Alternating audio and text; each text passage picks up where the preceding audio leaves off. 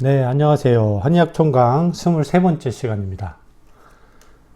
자, 강좌 수에 비해서 진도가 빨리 안 나가는 느낌이 있는데 저번에 한번 말씀드렸듯이 최대한 뭐랄까 학교나 학원 강의에서 짚어주지 못하는 것들 있잖아요. 디테일한 부분들을 최대한 제가 짚어드리고 있으니까 그래서 진도가 뭐 좀 늦을 수 있다는 점 양해하시고 잘 따라와 주시기 바랍니다. 뭐 기온이 갑자기 떨어졌죠. 오늘 아침에 새벽에 나오는데 엄청 추웠는데 공부에 매진하기 아주 좋은 계절입니다. 그쵸? 밖에 추우니까 밖에 나가봤자 춥기만 하고 열심히 공부를 하시기 바랍니다. 사실 최근에 공부를 하기가 어떻게 보면 너무나 좋은 세상이기도 하면서 그 반대급부로 공부를 방해하는 요소들, 재밌는 요소들도 너무 많잖아요. 뭐 모르는 거 있으면 위키나 유튜브만 검색해도 정말 한 10년, 20년 전까지만 해도 상상도 못할 정도의 그런 정보들이 넘쳐나거든요. 그래서 이거를 정말 잘 활용을 해서 공부의 뜻이 있는 분들은 정말 깊은 경지에 도달할 수가 있는 것 같아요. 진짜 집에만 있어도 인터넷만 연결이 돼 있다면. 근데 역으로 공부를 방해하는 재밌는 요소도 너무 많으니까 이게 문제죠. 제가 얼마 전에 어이없는 영상을 본 게 낙타가 그 500ml 페트병 콜라를 다 마시는 영상을 봤거든요. 사실 이런 것도 거의 불가능하잖아요, 예전에는. 이런 영상을 집에서 커피 한 잔 따뜻하게 하면서 볼 수 있다는 게. 그래서 이렇게 뭔가 공부를 도와주는 지금 요소들도 많지만 반대급부로 뭐 이것도 음양이네요. 어쨌든 공부를 방해하는 재밌는 요소들도 너무 많아서 사실 지금이 공부하기 좋은 환경인가 라고만 단정 짓기는 좀 힘든 것 같아요. 그래도 본인이 의지만 있으면 그냥 집에만 있어도 많은 정보들을 본인의 체계적으로 정리할 수 있는 그런 환경은 확실하니까 조금 의지나 의욕을 잘 갖고 정돈을 하시고 공부를 한번 해 보시길 바랍니다. 아까 그 낙타는 콜라 그거 다 마셔도 트림을 안 하더군요. 뭐 그렇습니다. 한번 찾아보세요. 심심할 때. 자, 그러면 오늘은 뭘 할 거냐면 계속 음양론에 대해서 간단히 이렇게 정의를 해봤는데 음양 개념의 특징 같은 거 오늘은 이런 음양론을 어떻게 활용하느냐, 특히 거시적으로. 당연히 미시적인 활용은 뭡니까? 인체에 적용을 해서 뭐 장부생리나 변증 같은 데 활용을 하는 거겠죠. 우리가 의학적으로. 근데 이거를 거시적으로 활용하는 케이스도 있을 거란 말이지. 그래서 오늘은 이 음양론을 거시적으로 활용하는 그런 예에 대해서 조금 알아볼 거예요. 당연히 뭐랄까 빅뱅이나 이런 우주 생성 쪽 관점 그런 시점의 얘기들이 나올 테니까 조금 추상적이고 어떻게 보면 되게 철학적인 내용들이겠죠. 그래도 문장들이 중요한 문장들이 있으니까 한 번쯤은 조금 이런 식으로 이해를 하시고 넘어가셔야 나중에 뭔가 이쪽에서 문제가 나오더라도 내진 않겠지만 뒤에 문구 정도는 낼 수 있겠네요. 그럴 때 조금 유연하게 대처를 할 수 있겠죠. 뭐 나름 재미도 있고. 그래서 보시면은 거시적 활용에 크게 두 가지로 나눌 수 있어요. 우주 생성론적 관점을 우주 생성 그런 시점을 음양론적으로 해석할 수도 있고 아니면 지금 우리가 계속 수시로 겪고 있는 주기적인 변화 뭡니까? 낮과 밤의 변화하는 거 그리고 사계절의 변화 있잖아요. 이것도 음양론적으로 접근해 볼 수 있는 거지. 그래서 크게 이 두 가지로 분류를 해서 이번 시간에는 정리를 해 볼 거예요. 이 음양론이 활용되는 그런 분야를. 그래서 일단은 우주 생성론에 대해서 먼저 정리를 해보고 그 다음에는 주야 사시의 변화에 대해서 정리를 할 겁니다. 아시겠죠? 그럼 우주 생성론을 먼저 봅시다. 우주 생성론에 대해서 음양과 관련해서 다룬 크게 세 가지 문구를 정리해 두면 될 것 같아요. 그래서 보시면은 처음에 요 문장이 있죠.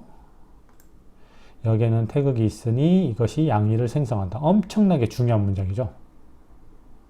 태극이 양의를 생성한다. 이건 일단은 원문이니까 당연히 한자부터 봐야겠죠. 요 역 뭡니까? 이거 쉬울 이자로도 읽히죠. 난이도 할 때 이거든. 근데 이게 역으로 읽히면 변화와 관련되면 뭐냐면 그냥 바뀌다야, 바뀌다. 바뀌다거든. 바뀜. 그래서 이거 단어로는 어떨 때 쓰냐면 교역, 무역. 서로 뭔가 갖고 있는 장점 같은 거를 그런 아이템 같은 걸 바꾸는 걸 행위죠. 그래서 이거는 역은 바뀜입니다. 바뀜. 그래서 나중에 조금 근본적으로 변화라는 측면에서 이 역을 설명을 드리긴 할 건데, 역은 약간 뭐랄까 바뀜, 변화 중에서도 뭔가 근본적인 변화에 가깝거든요.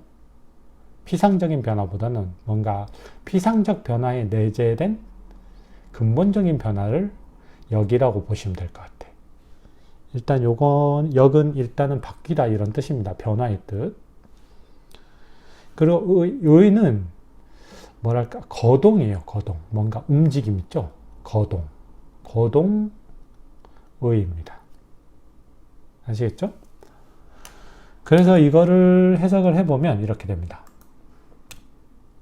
변화 중에는 뭐가 존재한대? 태극이 존재한대. 역유 태극. 태극이라는 뭐가 존재? 동적 조화 상태가 존재한다. 즉 태극은 저번에 말씀드렸죠.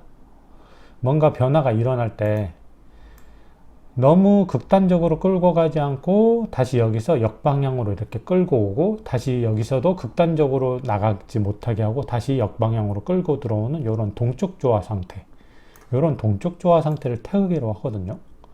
그래서 변화 중에는 이런 상태가 존재할 거란 말이지. 물론 동적 조화가 깨진 변화도 존재하겠지만, 그죠? 즉 이렇게 동적 조화 상태인 태극이라는 게 존재하면은 당연히 뭡니까? 양과 음이 존재를 하는 거지. 그죠? 그래서 음과 양이라는 한 쌍의 세력이 상호 소장하는 거동으로 구체화된다. 즉 태극은 음과 양이 어떻게 되는 거야? 상호 소장하는 이런 움직임, 거동으로 구체화된 거를 태극이라고 한다 이거죠.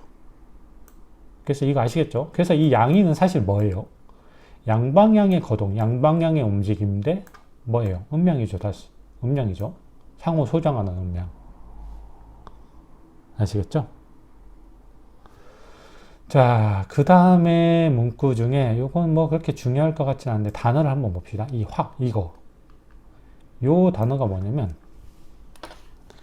이게 크다예요. 크다.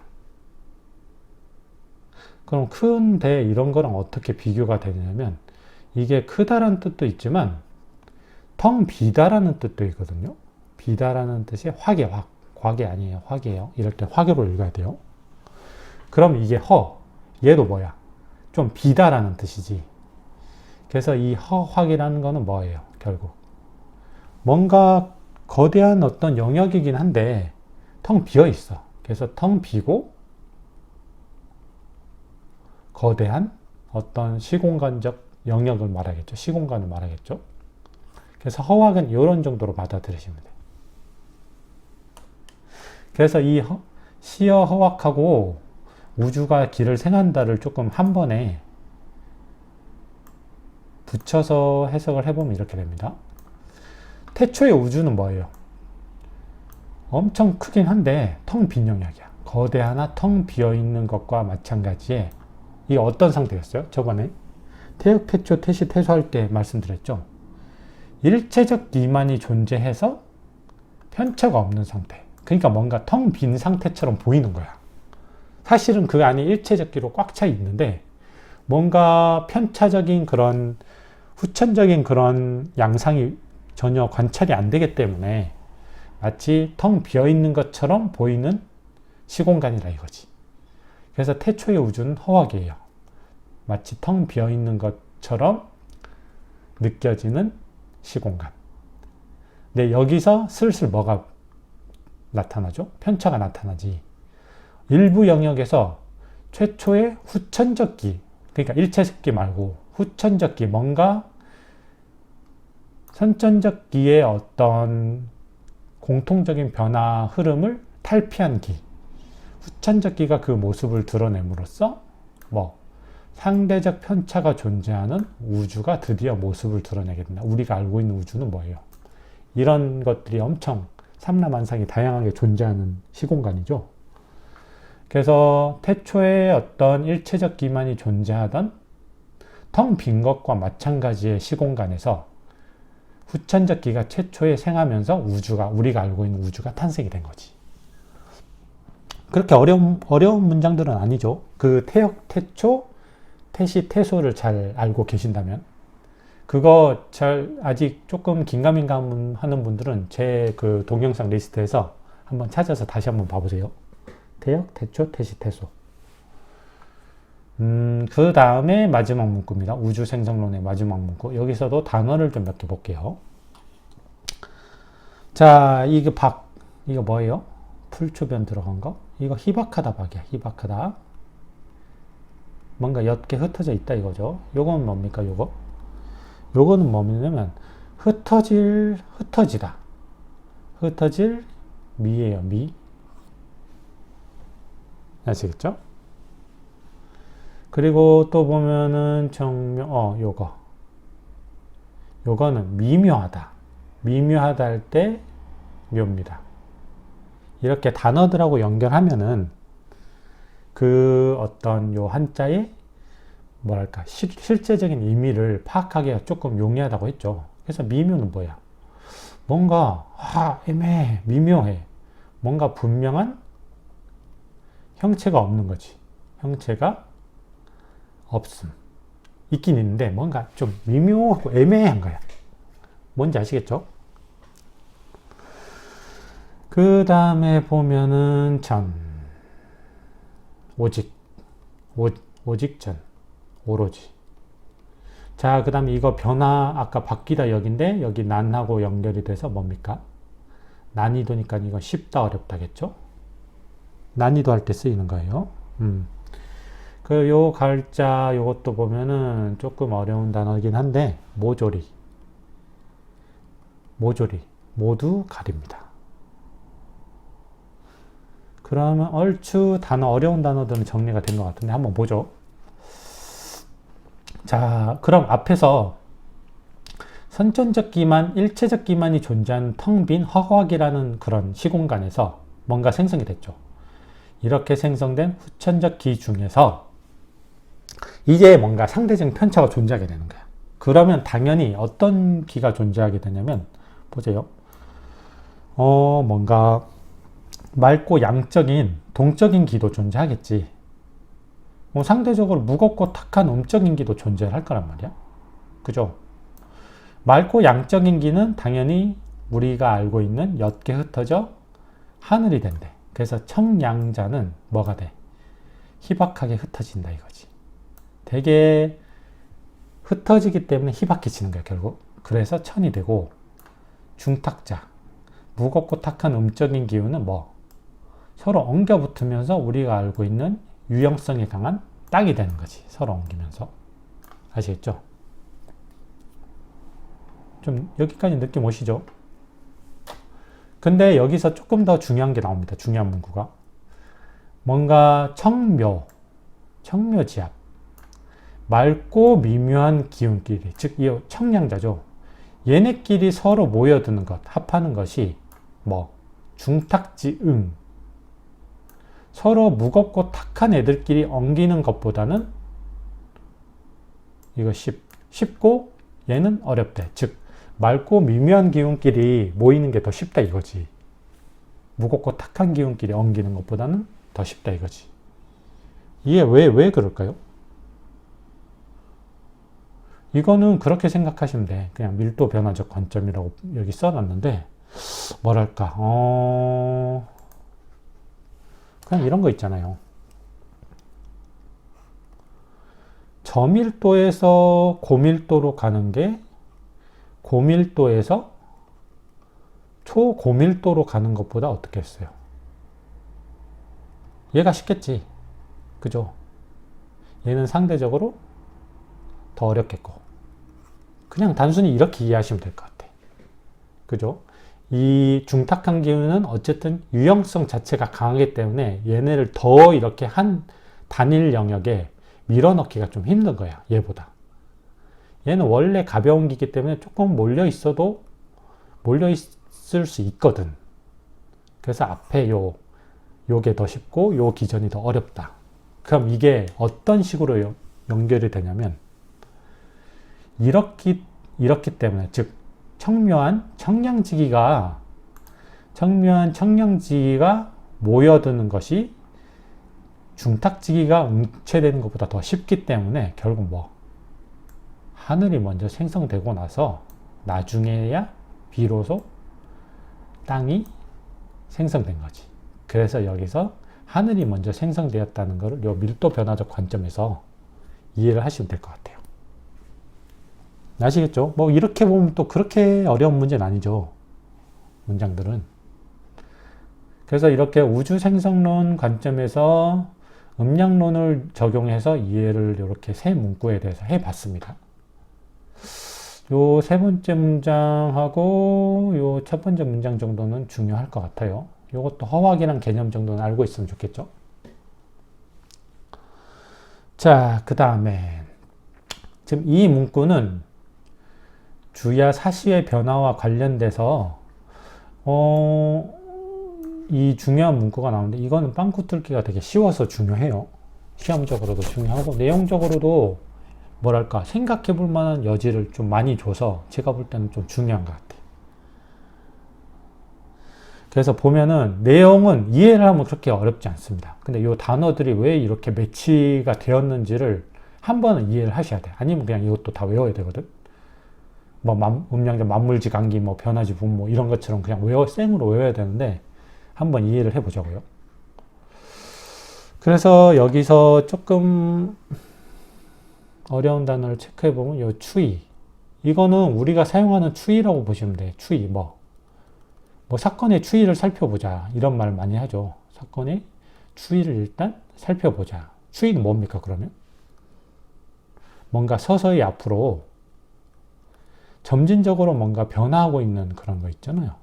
점진적으로 변화하는 그런 양상을 좀 살펴보자. 이럴 때 추이라는 말을 쓰잖아. 그래서 이 추이도 약간 이런 느낌으로 보시면 될 것 같아. 서서히 점진적으로 뭔가 변화하는 상 있잖아요. 이런 식으로 추이를 이해하시면 됩니다. 그러면 이 나머지 것들, 문구들은 좀 쉽거든요.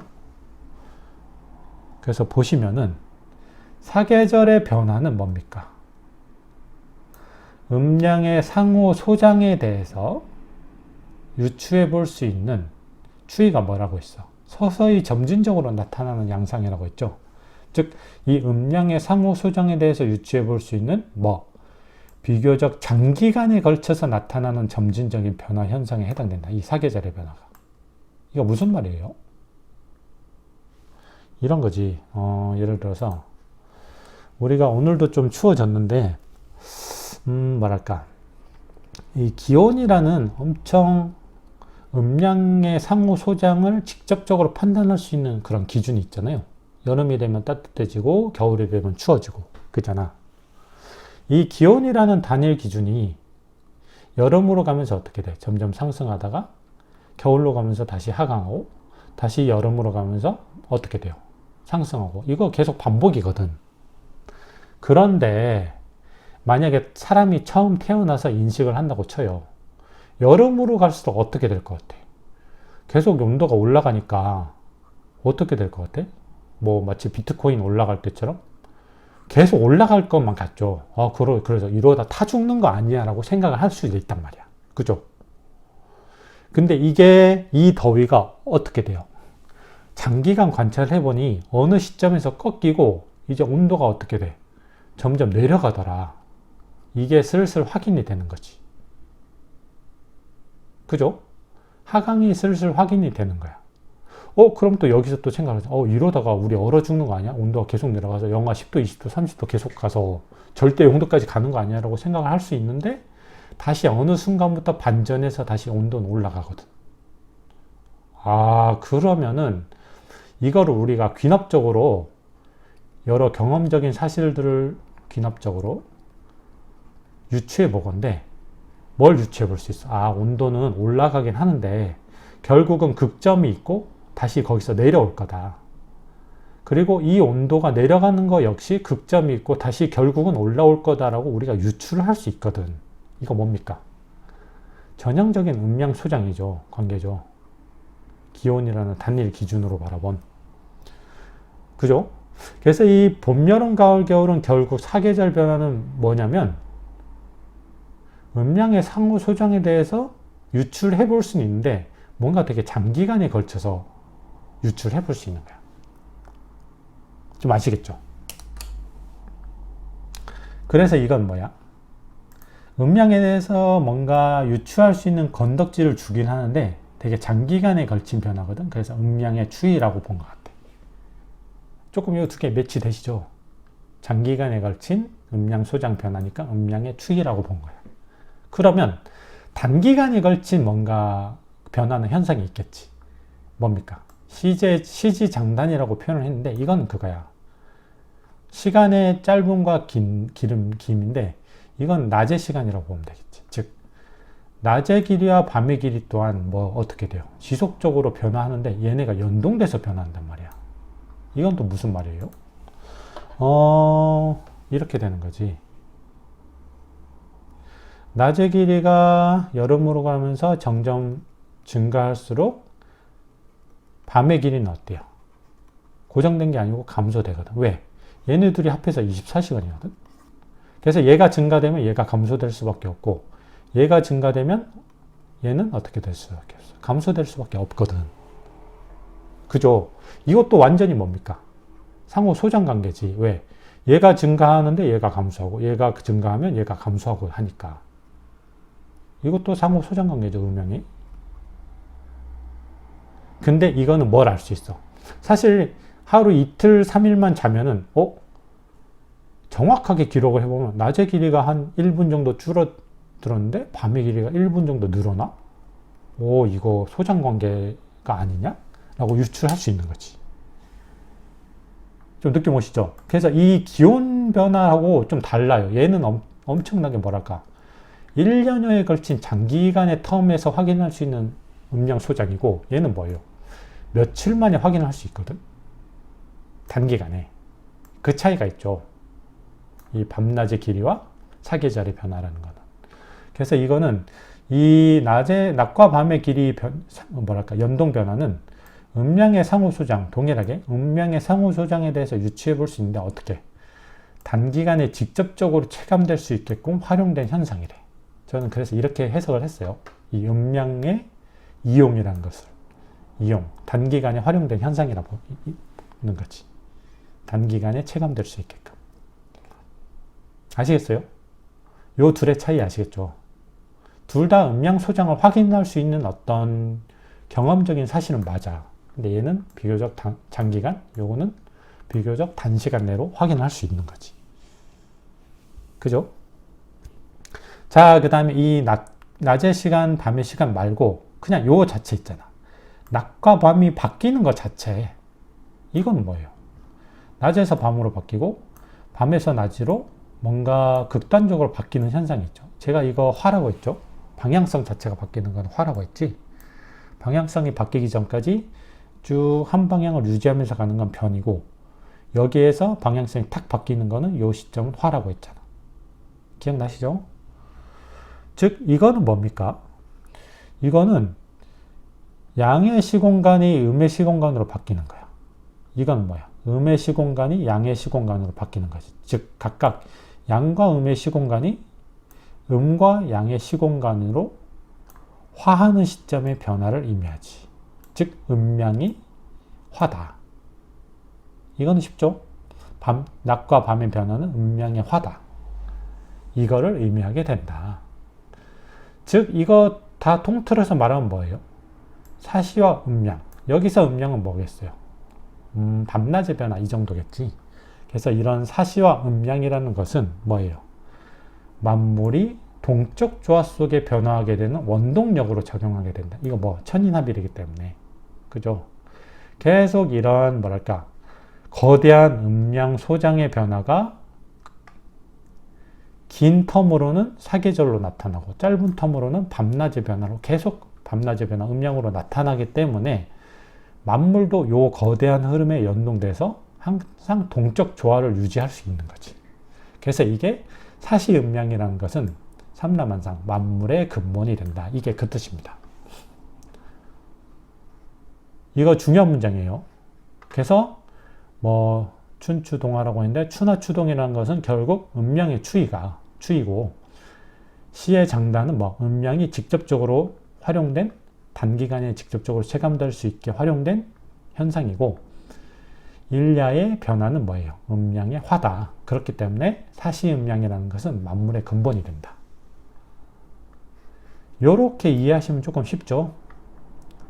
그래서 이런 문구들도 무작정 외우지 마시고 이런 식으로 한번 깊이 생각을 해보시고 아 이게 전부 다 결국은 음양 소장을 유추할 수 있는 그런 현상들이구나. 거기에서 이런 문장들이 나왔구나 라고 이해를 하시고 이제 암기도 하셔야지. 암기까지 정확하게 하시면 시험을 보는데 큰 문제는 아마 없을 거예요. 뭐 이렇게 이해하면 내용도 좀 재밌죠. 모든 한의학은 이해를 하면 재밌습니다. 이해를 못하고 암기로 가버리면은 노잼으로 가는 거고. 그래서 최대한 본인의 철학적, 종교적인 관점을 최대한 대입을 하셔서 이해를 하면서 공부를 하시는 것을 저는 강력히 추천드립니다. 전에 말씀드렸지만. 그래서 오늘은 이 음양론의 거시적 활용인 우주생성론과 사시주야의 변화에 대해서 정리를 해봤어요. 오늘 강의는 이걸로 마치고 다음에는 음양론의 최고 경전이 있거든요. 뭡니까? 주역이죠, 주역. 주역에서 음양론에 대해서 다룬 어떤 주요 문구들이 있거든요. 그것들에 대해서 정리를 해보는 시간을 가져보겠습니다. 오늘도 여기까지 들어주셔서 감사합니다.